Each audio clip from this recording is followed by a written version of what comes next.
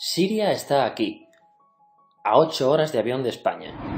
Es la mitad de grande y su población se concentra aquí.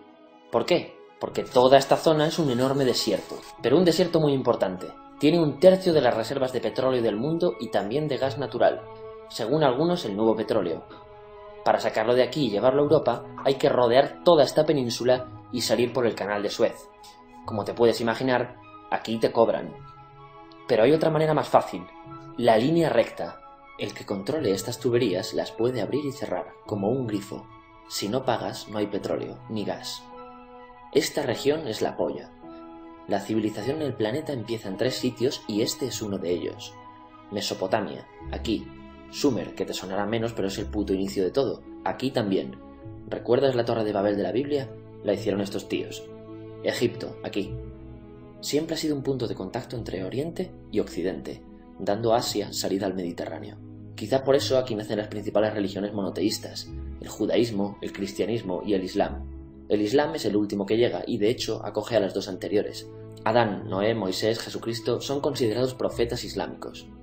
Bueno, al grano. Como la zona es la hostia, todos han querido controlarla y siempre ha estado dentro de algún imperio. Persas, griegos, los romanos. El imperio romano termina partiéndose en dos, y finalmente solo sobrevive esto. Ahora es cuando la última religión monoteísta, el Islam, construye su propio imperio. ¿Te acuerdas de las cruzadas? Bueno, pues son los europeos cristianos intentando recuperar esta zona de la que estamos hablando. Los últimos en llegar son los turcos, que ojo, no vienen de Turquía, sino de a tomar por culo en Asia, junto con Gengis Khan.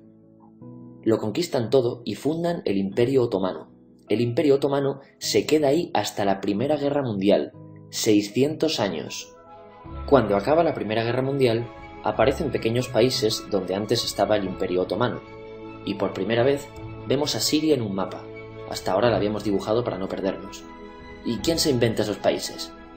Lo que te voy a contar es alto secreto. Bueno, lo era en 1916. Este súper secreto se llama Acuerdo de Sykes-Picot. Los franceses y los ingleses no podían derrotar solos al Imperio Otomano. Solo podían si les apoyaba la gente que vivía dentro, en su mayoría árabes. ¿Cómo se los ganaron? Pues les prometieron la Gran Arabia, un país solo para ellos. El único problema es que era un timo. Antes de seguir, recuerda una cosa. Los árabes son un pueblo, pero no una religión. O sea, un árabe puede ser musulmán, puede ser cristiano, y antes del Islam parece que hubo tribus árabes con tradiciones judías. Bueno, pues a los árabes no les dieron ese único país que les habían prometido. En su lugar, franceses y británicos crearon muchos países pequeños. Estos países, obviamente, no eran países de verdad, sino zonas bajo su control con gobernantes puestos por ellos. Durante este tiempo hacen lo que quieren con la zona. Recuerda que hay petróleo. Siria, aunque no tiene grandes reservas, tiene fácil salida al mar, y Francia, que es la que se ha quedado con Siria, se lo da a compañías extranjeras. Después de la Segunda Guerra Mundial, los europeos se van. En el caso de Siria, son echados a patadas. Pero antes de irse, crean otro estado, Israel. No es el momento de hablar de ello, pero es un estado muy polémico que sus vecinos no reconocen. La prueba es que nada más irse los británicos, todos estos estados lo atacan. La zona, a partir de ahora, va a ser una puta bomba de relojería. ¿Y mientras qué pasa en Siria? Bueno, pues no es muy estable. Tiene golpes de estado constantes. En esa época aparece en Siria una ideología que se hace con el control y se expande por el mundo árabe, el Ba'ath. Esta ideología mezcla el antiguo sueño de una sola nación árabe con ideas socialistas. Y algo muy importante, es laica, o sea que no es religiosa. Siria se llega a unir con Egipto, un país con el que no tiene frontera, pero no es algo raro, muchos de estos países intentan hacerlo también. Como recordarás, a esta gente se le había prometido un solo país y las ganas las seguían teniendo. Pero la unión falla. En este tiempo Egipto les convence para nacionalizar el petróleo. En Siria, Al-Assad, el padre del Assad de ahora, se convierte en jefe del estado Ba'ath. En Irak, también Ba'ath, comienza a ganar fuerza Saddam Hussein. Las diferencias entre ambos países dividen a los partidos Ba'ath de otros países en pro-Siria o pro-Irak. Ahora ocurre la Guerra Fría. El mundo se divide en dos, o eres de Estados Unidos o de la Unión Soviética. Son años muy movidos en los que se pegan constantemente con Israel, invaden su vecino Líbano y comienza una oposición islamista al régimen Ba'ath de Assad, los hermanos musulmanes. Vale, volvamos atrás un momento.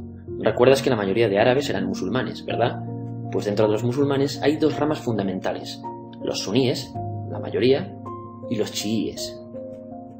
En el caso de Siria, a pesar de ser un estado laico, los gobernantes como Assad y jefes militares eran chiíes, los cuales representan menos del 13%. En cambio, casi el 70% de la población es suní. Un dato curioso es que los cristianos son casi el 10%. Que los chiíes controlen el gobierno y el ejército mosquea a la población suní, y este sentimiento es aprovechado por los hermanos musulmanes, islamistas radicales suníes. Estos toman las armas en la ciudad de Hama en contra del gobierno, y Assad acaba con la revuelta a costa de matar miles de civiles y encarcelar a mucha gente. En el año 2000, Assad padre muere y le sucede Assad hijo. Ante las presiones libera a muchos presos, trae internet y esperanzas de cambio. Hay un periodo de gran debate político y aparece la oposición. También vuelven los hermanos musulmanes. Los siguientes años son difíciles. Arrestan a la oposición. Y Bush incluye Siria en el eje del mal, y esto la aísla. Está mal visto negociar con Siria. Los kurdos, un pueblo que vive distribuido por varios países de la zona, empiezan a protestar también. Hay represión y muertos. En 2011, te sonará esto, ocurre la Primavera Árabe. ¿Qué es esto? Bueno, es una protesta que se va propagando por todos los países árabes pidiendo más democracia. Como ves, el mundo árabe, a pesar de estar dividido en países, tiene tendencias generales. Cuando llega a Siria, Assad hijo termina usando el ejército y en los enfrentamientos mueren unas 1000 personas. Los enfrentamientos irán escalando hasta que se conviertan en guerra civil. No hay un momento exacto de inicio.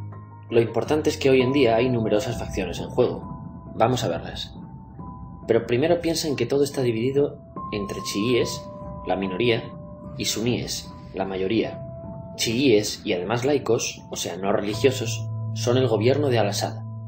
Controla todo esto, que si recuerdas son básicamente las zonas chiíes del país. El gobierno de Assad está enfrentado al resto. También mayoritariamente laico, pero suní, es el Ejército Libre de Siria o FSA en inglés. Junto con el Frente Islámico, que es religioso, y otros 70 y pico grupos más, forman una coalición que la prensa llama simplemente la oposición. También suníes e islamistas, pero radicales, son Al-Nusra, llamados Al-Qaeda en Siria, porque son básicamente eso, Al-Qaeda en Siria. Otros islamistas radicales son el ISIS o Estado Islámico. Salen de Al-Qaeda en Irak, controlan la mayor parte de Siria e Irak y se han hecho famosos por sus atrocidades. Su objetivo teórico impacta a muchos. Es un Estado Islámico a lo largo de Asia, África y Levante, aunque a ti ya te suena, ¿verdad? En naranja tenemos al pueblo kurdo, que recordarás porque el presidente Al-Assad lo reprimió, al igual que gobiernos de países próximos también hacen. Ahora controlan militarmente esta zona. Antes de terminar, repasemos los apoyos internacionales a fecha de octubre de 2015. Las fuerzas de Al-Assad son apoyadas por Rusia, que ya tenía base militar en el país antes del conflicto, por Irán y por China. Todos son países de lo que Europa llama Oriente. En contra de Assad, apoyando a la llamada oposición, luchan Estados Unidos, Turquía, Francia, Gran Bretaña y Arabia Saudí. Podemos terminar con algunas conclusiones. Te advierto que esto ya es pura opinión. Si recapitulamos, vemos que la región es estratégica. Por su situación privilegiada, todos la quieren. Siria siempre ha estado bajo el paraguas de grandes imperios. Piensa que hace 100 años la actual Francia era Francia, Gran Bretaña era Gran Bretaña, pero es que hace 200 también, y hace 300 también, y hace 400 también. En cambio, Siria solo es Siria desde hace menos de 100 años, y solo se gobierna a sí misma desde hace poco más de 50. Además, jamás decidieron sus fronteras, se las impusieron. Europa divide Oriente Medio a su antojo para controlarlo, diseñando países sin tener en cuenta su población. Muchos historiadores dicen que todo pueblo tiene la necesidad de manejar su propio destino, pero estos ingredientes que hemos visto juegan en contra de proyectos como la Siria Ba'ath, que encima usa la represión para mantenerse. En última instancia, producen una guerra civil. En este contexto no es extraño que aparezcan actores que se alimenten de la desesperación, el sentimiento suní de opresión y la visión de Occidente como invasor. ISIS usa la identidad árabe y la mitología de antiguos imperios. Cuando quieras entender el presente, pregúntate: ¿y el pasado?